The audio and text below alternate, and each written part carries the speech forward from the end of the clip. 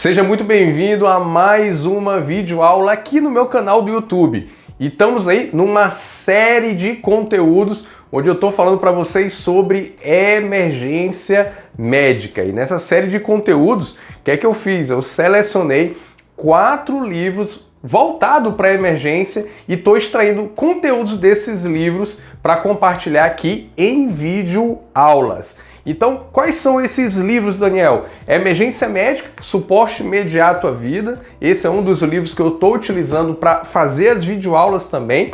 O livro do ATLS, Suporte Avançado ao Paciente Vítima de Trauma, dentro do cenário ali, na sala de emergência, no hospital. Trouxe também aqui, estou trazendo conteúdo do PHTLS, que é voltado para o atendimento pré-hospitalar. Aonde? Lá no cenário pré-hospitalar, no cenário ali de atendimento de SAMU, atendimento de UPA, ou seja, lá no pré-hospitalar, no atendimento ao paciente vítima de trauma. E no vídeo de hoje eu vou trazer então conteúdo extraído do AMLS, que é o suporte às emergências clínicas no cenário pré-hospitalar. Então fica comigo nos próximos minutos que essa videoaula está incrível, uma super dica que eu vou então desenvolver aqui nesse espaço branco e trazer muitas ideias para você aplicar no seu dia a dia, no atendimento de emergência. E vamos comigo aprender mais sobre temas importantes que podem salvar uma vida. Vamos juntos?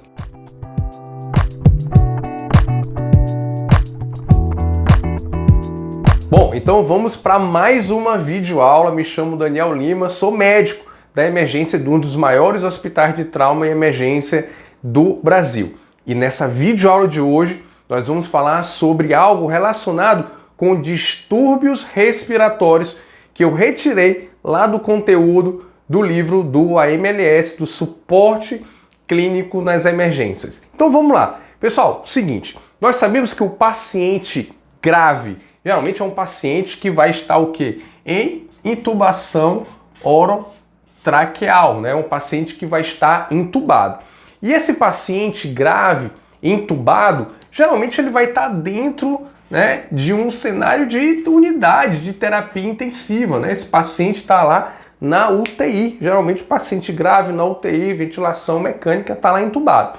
Mas pode acontecer também que esse paciente intubado, ele vai passar um bom tempo lá na emergência, na sala vermelha. A gente sabe que nós temos então alguns problemas na nossa rede pública de saúde, de emergência, que muitas das vezes o paciente fica um bom tempo lá, até mesmo o paciente ele pode ficar entubado por algum tempo, aguardando UTI na emergência. E o que a gente vai focar aqui é justamente uma condição que pode acontecer com esse paciente que está entubado sob ventilação mecânica. É quando esse paciente entubado, ele tem uma descompensação, ok?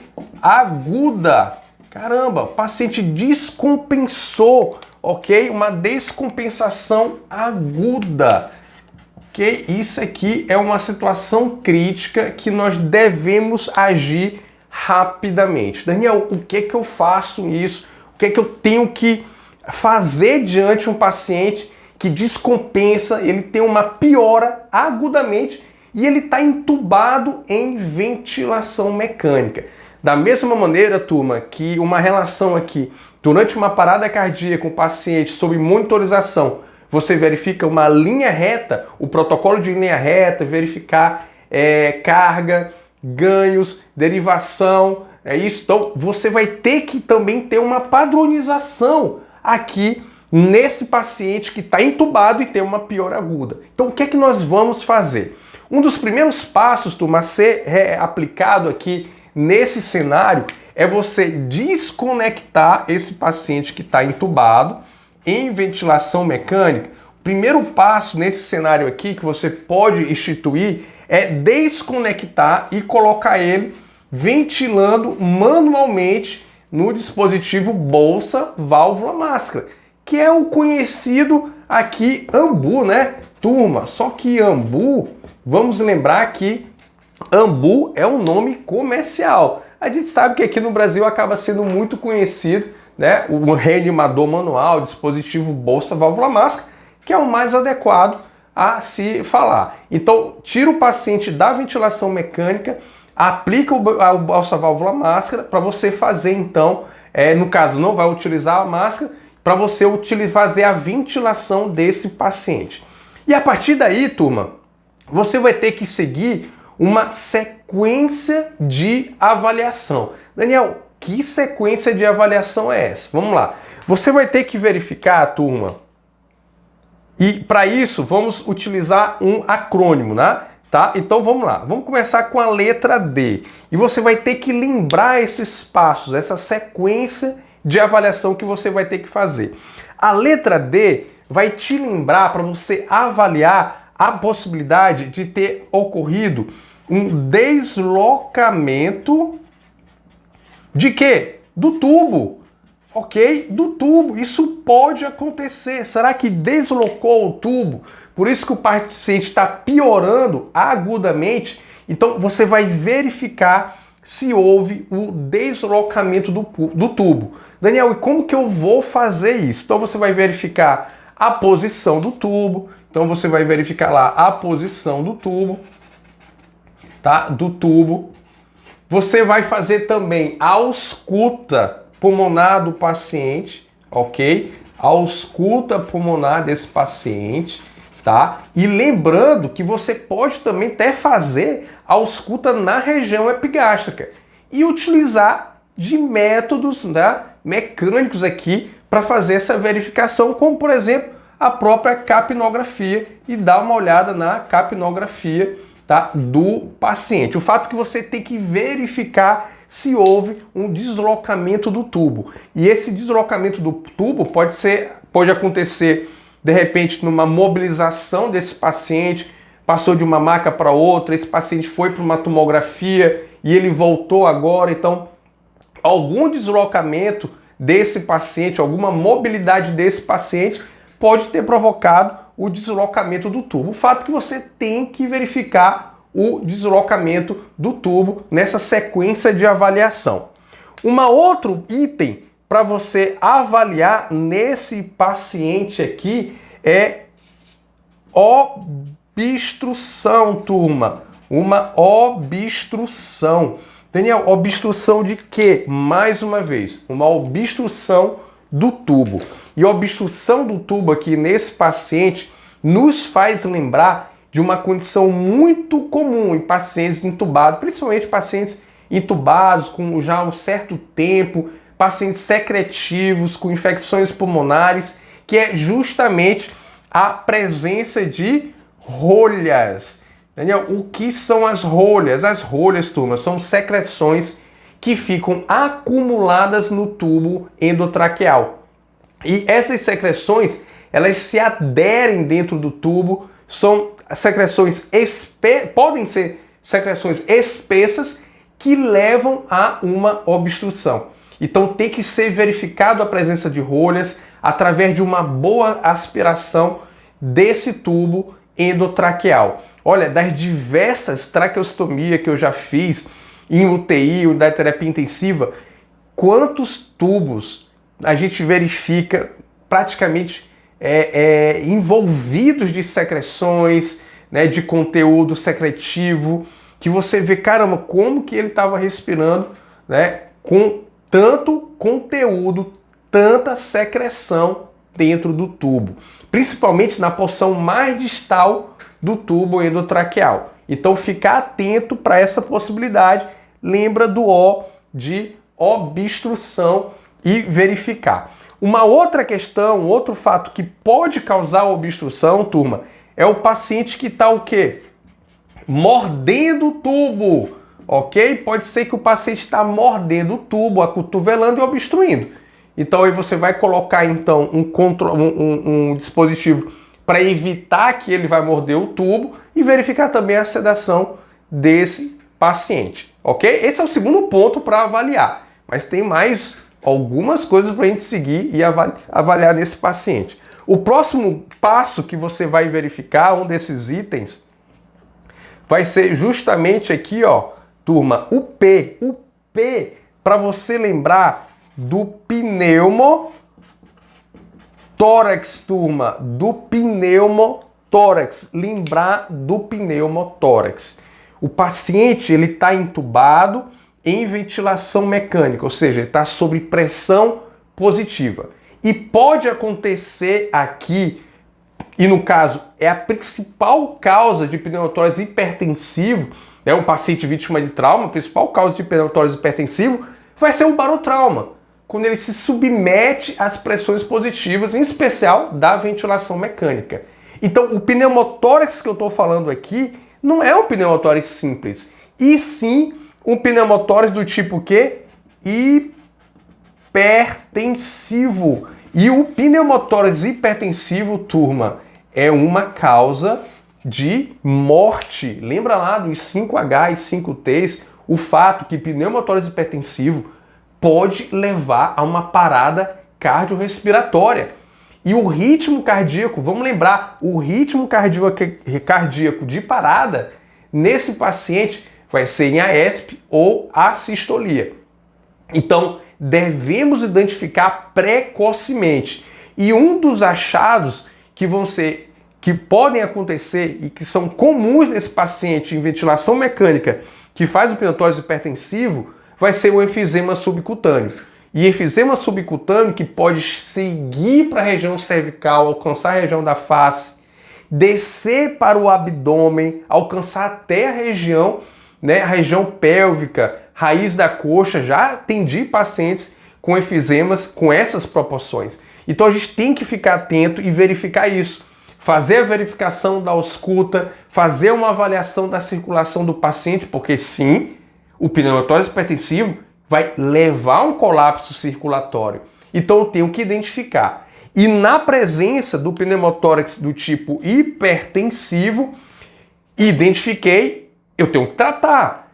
E o tratamento inicial aqui começa com uma punção de alívio. Uma punção de alívio. Vou utilizar uma agulha calibrosa e fazer uma punção de alívio. Em outro vídeo, eu posso comentar mais de maneira detalhada e específica a respeito de como fazer essa punção, onde fazer essa punção e vários outros aspectos relacionados com esse procedimento.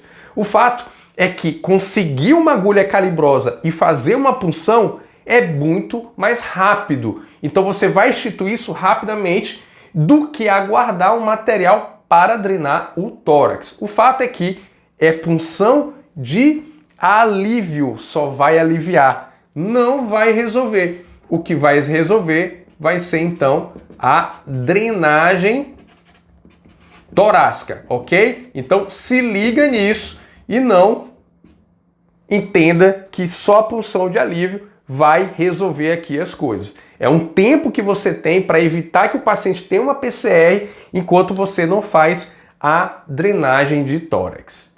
E ainda tem mais um outro detalhe aqui, turma. Um outro item que você tem que ficar atento e avaliar nessa circunstância de um paciente entubado que piora, que é justamente verificar o quê? O equipamento. Aqui, será que é uma falha do equipamento? Ou seja, do ventilador mecânico? Verifique se os parâmetros estão ok, verifique se não está tendo nenhum vazamento de oxigênio, verifique se está bem adequado o equipamento, no caso, a ventilação mecânica, ok? Então aqui, se você observar, nós temos aqui um acrônimo, né? Uma mnemônicazinha, que é o DOP, que está lá. E o DOP é para você seguir essa sequência quando você tem um paciente que está entubado e ele, de repente, começa a ir ladeira abaixo.